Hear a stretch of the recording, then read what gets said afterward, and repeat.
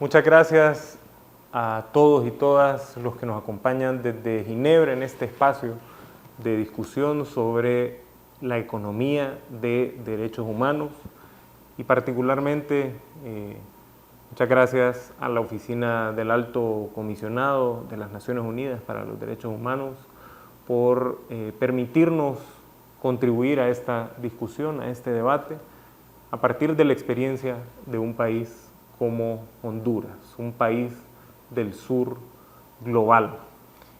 Quiero extenderles mis disculpas por no poderlos estar acompañando hoy de manera presencial. Como les habrán comentado, en las últimas semanas han habido lluvias copiosas y sostenidas en nuestro país y he decidido quedarme para apoyar en la respuesta ante una posible emergencia. Un saludo especial para Nada Al-Nashif, comisionada adjunta de la Oficina del Alto, a la Misión Permanente de Honduras en Ginebra, al Gobierno de España y a la Global Initiative for Economic, Social and Cultural Rights por la organización de este evento. El sur global tiene mucho que aportar en la discusión sobre el concepto de economía de derechos humanos.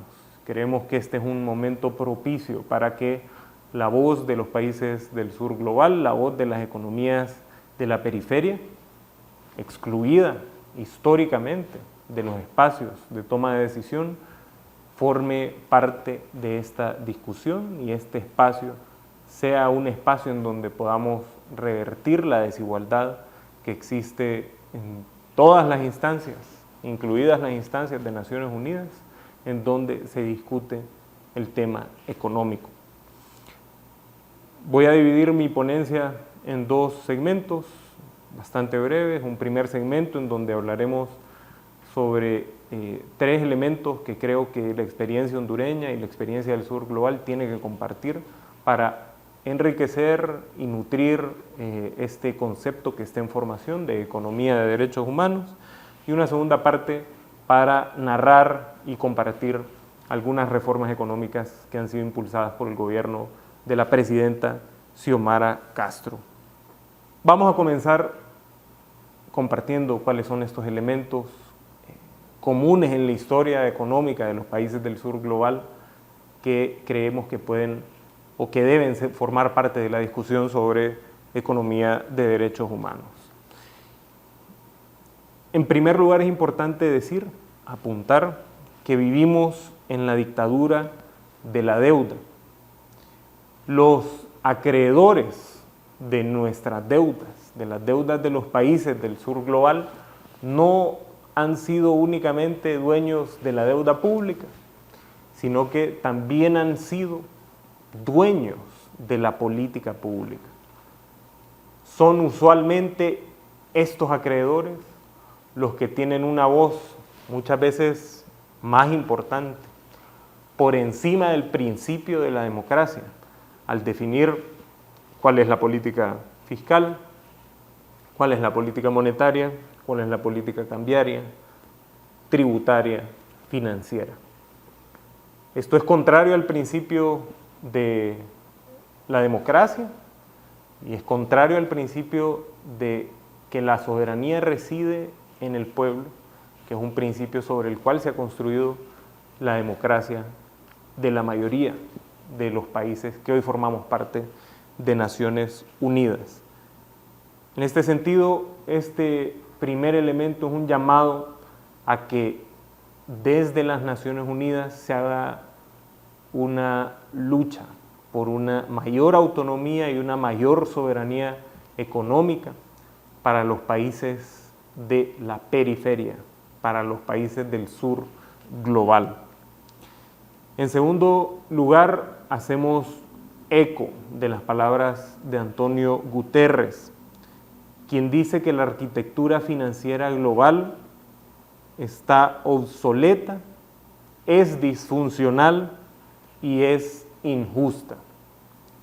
Los principales deudores, que somos los países del sur global, no tenemos silla y no tenemos voz en los órganos donde se define la política económica global. No tenemos una representación adecuada en el Fondo Monetario Internacional, no tenemos una representación adecuada en el Banco Mundial y no tenemos representaciones adecuadas en los organismos financieros regionales, en nuestro caso el BID. No estamos representados en los organismos multilaterales a los que les debemos. Y esto representa en sí mismo una violación al principio de equidad sobre la cual se funda todo el multilateralismo. Hacemos un llamado y hacemos por tanto eco a estas palabras y hacemos un llamado a la democratización del andamiaje financiero global. En tercer lugar, hacemos un llamado al abandono de los dogmas ortodoxos.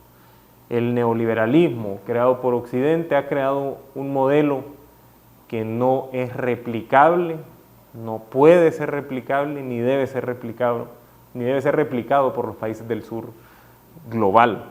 No tenemos sencillamente suficientes planetas Tierra como para replicar el modelo de consumo excesivo de los países del norte global. No podemos enriquecernos y tener excedentes económicos sobre la base del dominio colonial e imperial de terceros países. Ese no es el modelo a seguir. El modelo a seguir debe ser encontrado en el sur global. Es en el sur global donde hemos encontrado formas armoniosas de coexistir y convivir con la naturaleza. Recapitulo los tres elementos que desde el sur global podemos aportar a este concepto de economía de derechos humanos. Primero, salirnos de la dictadura de la deuda, respetar la soberanía económica de estos países. Segundo, una reforma profunda a la arquitectura financiera global, una democratización de la arquitectura financiera global. Y en tercer lugar, el abandono del dogma ortodoxo, el respeto a formas alternativas de desarrollo económico. En ese sentido, me gustaría cerrar compartiendo tres reformas importantes impulsadas por el gobierno de la presidenta Xiomara Castro, que nos han precisamente permitido encontrar el espacio fiscal para impulsar y para realizar de manera progresiva los derechos económicos, sociales y culturales. Son reformas profundas, como deben ser las reformas económicas, y son reformas que tocan la base estructural de la economía que, como en todo el sur global y el norte global, como en todo el mundo, es severamente injusta. En primer lugar, entre 2009, que fue el año del golpe de Estado, y 2022, cuando asumió el nuevo gobierno liderado por la presidenta Xiomara Castro, se ejecutaron cerca de 6.500 millones de dólares fuera del presupuesto y fuera de la Tesorería General de la República a través de fideicomisos que administraban fondos públicos, fondos de la recaudación tributaria, en cuentas ubicadas en la banca privada. Estos fideicomisos ejecutaban fondos públicos sin seguir la ley de contratación del Estado, sin ser sujetos quienes ejecutaban estos fondos de los órganos contralores del Estado y sin pasar por los controles y la transparencia que manda la ley de acceso a la información pública. La mayor parte de estos fondos fueron dilapidados y destinados a campañas políticas, al enriquecimiento de funcionarios y empresarios vinculados al gobierno anterior, y en el primer año de gobierno la presidenta Xiomara Castro ordenó su disolución, y eso es lo que ha permitido que hoy tengamos el mayor programa de inversión pública y social en la historia de nuestro país. La segunda reforma importante que ha impulsado el gobierno de la presidenta Xiomara Castro es la Ley de Energía, que ha, por un lado, logrado renegociar la mayoría de contratos que fueron aprobados por el Congreso Nacional anterior en condiciones onerosas para el pueblo hondureño, y por lo cual gran parte de la población hondureña todavía no logra tener acceso a energía y la paga cara. El gobierno de la presidenta, a través de la Ley de Energía, ha ordenado la renegociación de estos contratos para bajar el precio que se le paga a los generadores de energía y también ha asegurado el acceso a más de 900,000 familias a energía de manera gratuita. Esta ley declara la energía como un derecho humano necesario para la realización de otros derechos, necesario para la realización del derecho a la educación, necesario para la realización del derecho a la alimentación, a la vestimenta, a una vivienda adecuada.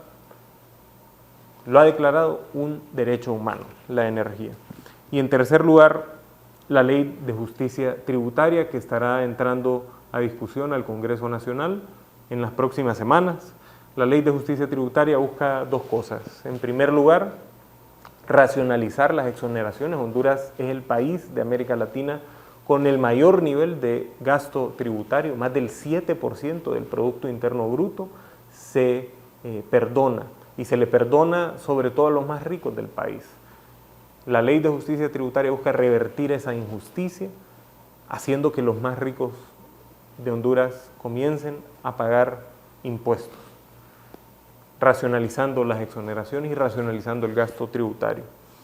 Y además busca derogar toda la normativa legal que permitió que más de un centenar de empresarios hondureños mencionados en los Pandora y en los Panama Papers pudieran esconder sus ganancias obtenidas en Honduras gracias al trabajo de obreros hondureños y se lo llevaran fuera del país para no pagar impuestos y no contribuir al desarrollo de la sociedad. En las próximas semanas esta ley estará siendo discutida en el Congreso Nacional y esperamos el acompañamiento de todos ustedes y todas ustedes en ese proceso. Este es el tipo de reformas por las que nosotros demandamos en primer lugar un respeto a nuestra soberanía económica y son el tipo de reformas que pueden crear el espacio fiscal para que nuestros estados con muchísimos problemas fiscales tengan el espacio para realizar de manera progresiva estos derechos históricamente postergados a nuestros países. No podemos lograr la realización de derechos económicos que requieren presupuesto, que requieren financiamiento, sin afectar la estructura de la economía, sin impulsar reformas que procuren una mejor distribución de los ingresos. Y para eso se requiere que se respete nuestra soberanía. Muchísimas gracias y espero poderles acompañar pronto por allá. Buenas tardes.